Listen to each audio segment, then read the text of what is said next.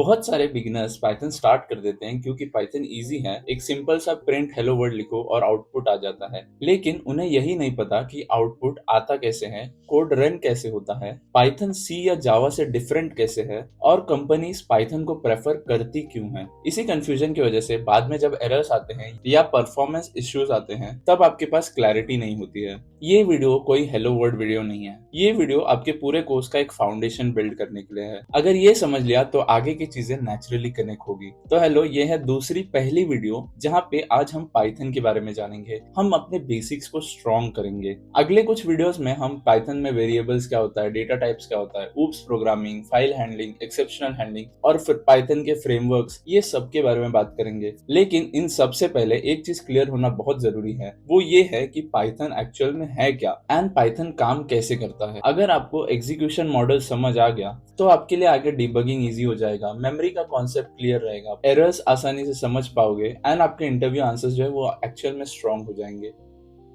तो बात करते हैं कि पाइथन है क्या। अब डेफिनेशन वाइज जाएं तो पाइथन को चार चीजें बहुत आसानी से डिफाइन कर सकती हैं। पहला है Python is a high level programming language. दूसरा कि पाइथन एक डायनामिकली टाइप लैंग्वेज है। तीसरा, Python line by line interpret होता है एंड लास्ट, पाइथन एक जनरल पर्पस लैंग्वेज है। हम चारों चीजों के बारे में डेप्थ में बात करते हैं एंड मैं आपको बताता हूँ कि इन बड़े बड़े हैवी वर्ड्स का एक्चुअल में कितना सिंपल मीनिंग है। तो बात करते हैं पहले हाई लेवल लैंग्वेज के बारे में। अब आपने हर एक टेक यूट्यूबर से ये तो सुना ही होगा कि पाइथन एक बहुत ईजी लैंग्वेज है, लेकिन ये सब क्यों बोलते हैं? उसका रीजन यही है कि पाइथन एक हाई लेवल लैंग्वेज है। अब हाई लेवल लैंग्वेज मतलब एक ऐसा लैंग्वेज जो कि ह्यूमन रीडेबल फॉर्म में है, मतलब सिंपल इंग्लिश में लिखी हुई है एंड आसानी से समझ आती है। अब हाई लेवल लैंग्वेज होना ही पाइथन का क्रिएशन का भी एक रीजन था, क्योंकि उस टाइम पर सी जो लैंग्वेज थी वो एक बहुत पावरफुल लैंग्वेज थी, लेकिन बहुत कॉम्प्लेक्स लैंग्वेज थी एंड इजीली समझ नहीं आती थी। तो पाइथन बनाने का वन ऑफ द रीजंस था रीडेबिलिटी इंक्रीज करना एंड सिंटैक्स को सिंपल करना एंड कोडिंग जो है वो सबके लिए आसान बनाना। अब बात करते हैं दूसरे हैवी वर्ड के बारे में, जो कि है इंटरप्रेटेड लैंग्वेज। अब पाइथन को इंटरप्रेटेड लैंग्वेज इसलिए बोला जाता है क्योंकि इसमें जो कोड है आपका लाइन बाय लाइन एग्जीक्यूट होता है। मतलब सपोज करो मेरे पास 4 लाइन का कोड लिखा हुआ है एंड मेरे थर्ड लाइन पे जो है एक एरर आ रहा है। तो इसका मतलब ये नहीं होता कि पूरे कोड में एरर आएगा। इसका मतलब ये होता है कि पहले जो 2 लाइंस है वो एक्चुअली नॉर्मली एग्जीक्यूट हो जाएंगे बिना कोई एरर के, लेकिन एज हमारे थर्ड लाइन पे एक एरर है, इसकी वजह से हमारा थर्ड लाइन एग्जीक्यूट नहीं होगा एंड वहां पे जाके हमें एरर थ्रो करेगा एंड इसी को बोलते हैं इंटरप्रेटेड लैंग्वेज। मतलब ये लाइन बाय लाइन एग्जीक्यूट होता है। अब तीसरा हेवी टर्म है हमारा डायनामिकली टाइप लैंग्वेज। अब पाइथन को डायनामिकली टाइप लैंग्वेज इसलिए बोला जाता है क्योंकि आपको पाइथन में डेटा का टाइप डिफाइन करना जरूरी नहीं होता। देखो, जैसे आपको अभी नहीं पता है कि प्रोग्रामिंग में वेरिएबल क्या होता है या फिर डेटा कैसे स्टोर किया जाता है, तो मैं आपके लिए एक सिंपल सा लॉजिकल एक्सप्लेनेशन देता हूँ। जैसे सपोज करो मेरे पास एक पानी का बॉटल है, तो वो बॉटल में जो है मैं कोई भी चीज स्टोर कर सकता हूँ। ठीक है, मुझे यहाँ पे बताना नहीं पड़ेगा कि मैं इसमें सिर्फ पानी स्टोर करूँ या इसमें सिर्फ कोल्ड ड्रिंक स्टोर करूँ या इसमें सिर्फ जूस स्टोर करूँ। ये मुझे बताना नहीं है, मैं डायरेक्टली कुछ भी स्टोर कर सकता हूँ। लेकिन ऐसा हर लैंग्वेज में नहीं होता। हमें कई लैंग्वेजेस में जो है हमें डिफाइन करना पड़ता है डेटा। जैसे मैं बॉटल अगर बना रहा हूँ तो मैं बॉटल में ऑलरेडी डिफाइन कर दूंगा कि इसमें सिर्फ पानी ही डाला जा सकता है। अगर आप इसमें कुछ और चीज डालते हो तो आपको एरर मिलेगा, लेकिन ये चीज पाइथन में नहीं होती।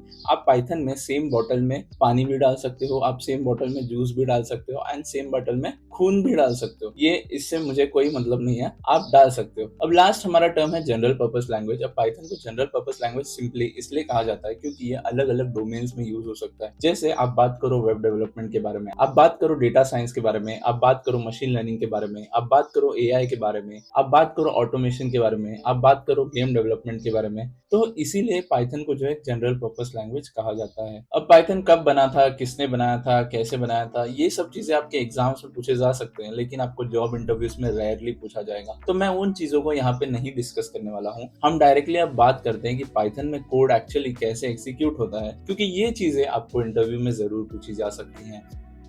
तो बात करते हैं कि पाइथन में कोड एक्चुअली एग्जीक्यूट कैसे होता है। अब आप कोई भी प्रोग्रामिंग लैंग्वेज की बात कर लो, लेकिन आपको एक चीज पता रहनी चाहिए कि हमारा मशीन सिर्फ एक ही लैंग्वेज समझता है, वो है मशीन कोड या बाइनरी कोड, मतलब सिंपल 0 और 1 की भाषा। तो पाइथन में ये 0 और 1 की भाषा कैसे क्रिएट होती है, कैसे आपका कोड एक्चुअल में एग्जीक्यूट होता है, इसे समझते हैं। तो जब भी हम कोई पाइथन में कोड लिखते हैं तो एक्चुअल में हमारा जो कोड है उसे हम सोर्स कोड कहते हैं। ठीक है, मतलब जो भी लैंग्वेज हम लिख रहे हैं, जैसे हम पाइथन में लिख रहे हैं, जावा में लिख रहे हैं या सी में लिख रहे हैं, तो उसे हम हम सोर्स कोड कहते हैं। तो पाइथन का जो सोर्स कोड है वो पहले पाइथन के कंपाइलर के पास जाता है। अब पाइथन का कंपाइलर क्या करता है ना, इसमें इश्यूज चेक करता है, सिंटैक्स चेक करता है, आपके एरर्स चेक करता है। अगर कोई एरर्स है तो वहीं पे यूजर को बता देता है एंड आगे एग्जीक्यूट नहीं करता। लेकिन अगर नहीं है तो इस कोड को जो है वो बाइट कोड में कन्वर्ट करता है। अब सोर्स कोड जब बाइट कोड में कन्वर्ट हो जाता है तब वो पाइथन के वर्चुअल मशीन के पास जाता है। अब ये पाइथन का वर्चुअल मशीन क्या करता है वो समझते हैं। अब पाइथन का वर्चुअल मशीन क्या करता है कि वो हमारे बाइट कोड को जो है मशीन कोड में कन्वर्ट करता है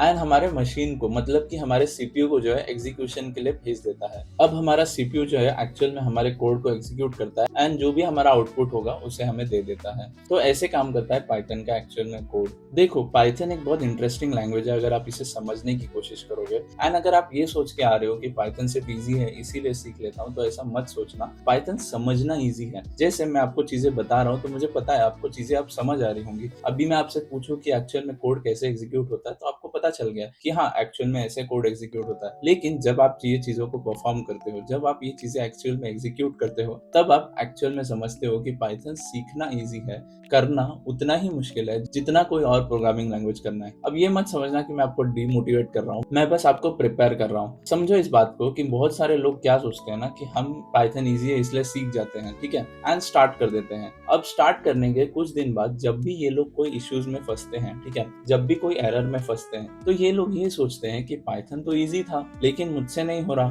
तो उस बिलीफ में जो है ये पाइथन सीखना छोड़ देते हैं, जो कि एक बहुत गलत चीज है। देखो, सब लोग आपको यही बोल रहे हैं कि पाइथन इजी है, लेकिन मैं ये आपको क्लियर कर देता हूँ, पाइथन करना उतना ही मुश्किल है जितना कोई और लैंग्वेज करना। बिकॉज इसमें भी एंड ऑफ द डे आपका प्रैक्टिस ही इंपॉर्टेंट है। आपको एरर्स आ रहे हैं तो एरर्स सॉल्व करो, एरर से भागने से कुछ नहीं होने वाला। आप ये मत सोचना कि पाइथन इजी था, मुझसे नहीं हो रहा, अब मैं नहीं करूंगा। इससे नहीं होता। एक्चुअल में कोडिंग में आप तभी स्ट्रांग होते हो जब आप प्रैक्टिस करते हो। मैं आपको थियरी सिखा सकता हूँ, मैं आपको लॉजिक एक्सप्लेन कर सकता हूँ, लेकिन आपका कॉन्फिडेंस तभी बिल्ड होता है जब आप खुद से प्रोग्रामिंग करते हो। तो जैसे कि मैंने आपसे कहा था कि मैं इन वीडियोस में एक इंटरव्यू सेक्शन भी रखूंगा जहां पे मैं क्वेश्चंस डालूंगा इस टॉपिक से रिलेटेड, जो कि आपको इंटरव्यूज में पूछे जा सकते हैं। अब मेरे पास कुछ 5 से 10 क्वेश्चंस है जो मैं आपको शेयर कर दूंगा। मैं एक्चुअली क्या करूंगा कि मैं कुछ सेकंड्स के लिए यहाँ पे स्क्रीन पे इन क्वेश्चंस को डाल दूंगा विद आंसर्स जो आप दे सकते हो इंटरव्यूज में, एंड आप उसका जो है स्क्रीनशॉट लेके रख सकते हो या सेव कर सकते हो, ये आपके ऊपर है। या आप बस पढ़ के याद कर सकते हो या सेव कर सकते हो बाद में रेफर करने के लिए।